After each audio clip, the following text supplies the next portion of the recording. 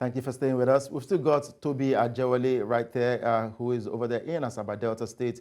But of course, for the defending champions, Delta State, they are leaving no stones unturned in their quest to win the ongoing 8th National Youth Games. And of course, they are currently topping the medals table, but they are being chased by Lagos and Edo State. Now, Delta's Dominion Udoh clinched the 400-meter gold medal with a time of 49.33 seconds. It was his personal best that left him in tears, of course, on seeing his new personal best of winning the gold medal for Delta State. Now, former champion Michael Aneche, who represents Abia State, had to settle for silver, but he also ran a new personal best in 49.76 seconds. Kennedy Ehiyowe from Delta finished third in 50.41 seconds. Now, for the state's dominance continued as Ngozi Treasure Okereke won the 400-meter girls final in 53.5 seconds, with Delta States triumphing in gymnastics, securing 3 gold, 1 silver, and 1 bronze medal. Toby, Delta seems to be flooring everybody when it comes to the medals table. Yes, they seem to be flooring everyone. And yes, for everyone who has been following a national event right here in Nigeria, well, you won't be surprised that when you're talking about sports and Delta State, you could almost call them Siamese twins that you can hardly separate. And yes, that is what they are doing right here at the 8th edition of the National Youth Games. And no doubt why they were able to secure the hosting right for 5 editions, because yes, when you talk about the facilities that have it, and when you talk about the enthusiasm, they also have it. And yes, what better place would you want to host a games for youth, the teaming youth, the teaming talent, other than Delta State? Yesterday, when Chief Solomon Ogba was addressing a section of the press yesterday at the press center of the Stephen Keshi Stadium, he also said one thing. One of the major reasons why they also like hosting the games is that they have noticed that when national events like this are going down, the crime rate reduces.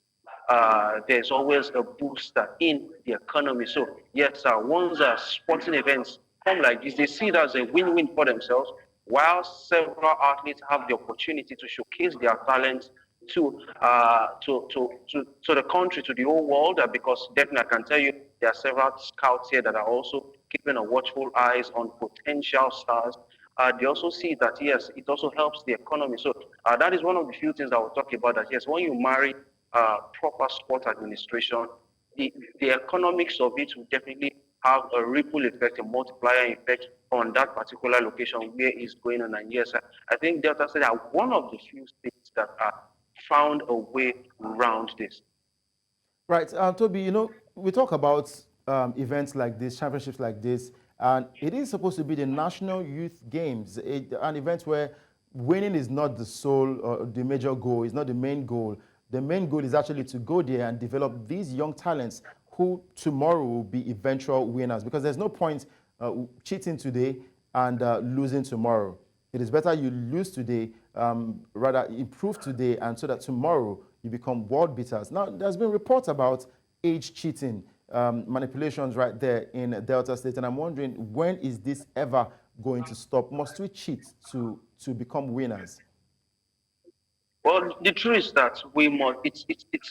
We have to, as stakeholders. When I say the stakeholders, the press, sport administrators, parents too, because this is the youth games. Even as the athletes, sometimes too, we must come together and yes, be intentional about trying to fight against that age cheat, and not just a feature in Delta State. It's almost something that has plagued the youth sports in Nigeria, because when you talk about things like this, that urge to always want to win at all costs might drive states towards all of this.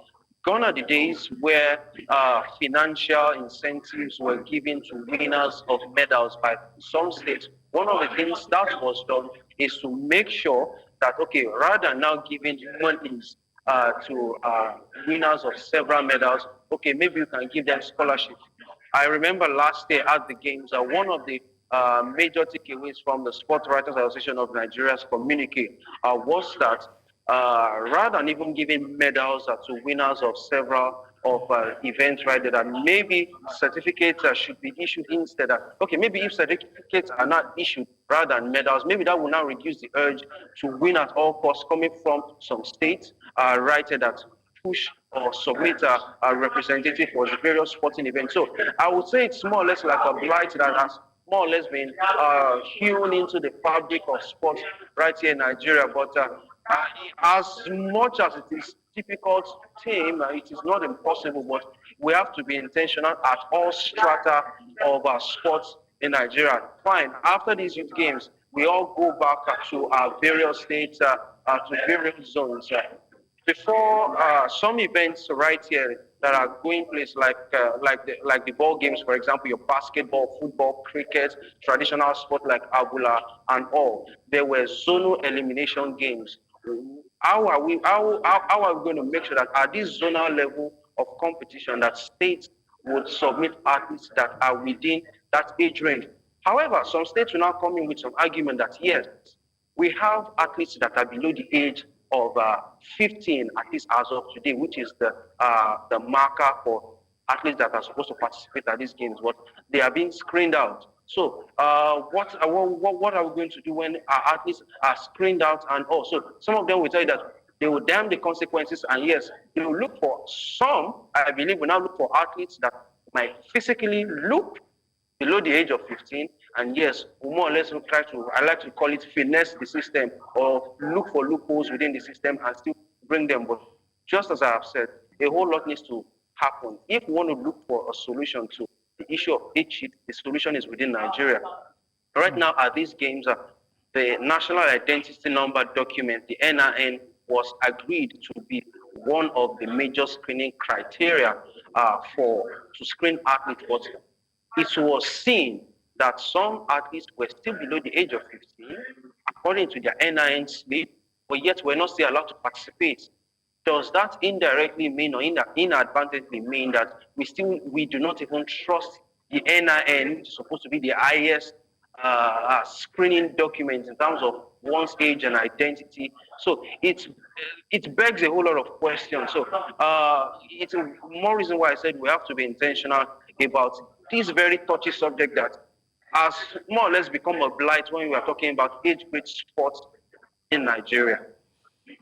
All right, so we just hope that the age cheating part of the games will not hamper the joy that we've seen so far in the faces of these young athletes, because the ones who have won gold have actually been expressive, talking about them shedding tears of joy winning their first medals ever for their state, and hopefully tomorrow they can represent Nigeria at these major tournaments, because this is tournament events where we need to catch them young and harness these talents, because early 2028 is just by the corner. In 4 years' time, the next Olympics will come up. What happens to the likes of Esebrume and, of course, Tobi Amusan, who will be in their 30s? And we wonder how much more they can give. They will be in their late 30s. We wonder how much more they can give when it comes to the track and field events. So this is where we get to discover these talents and help them become world beaters. Thank you very much, Tobi Ajewole, for joining us today. And we look forward to more updates coming from Asaba. Thanks for having me.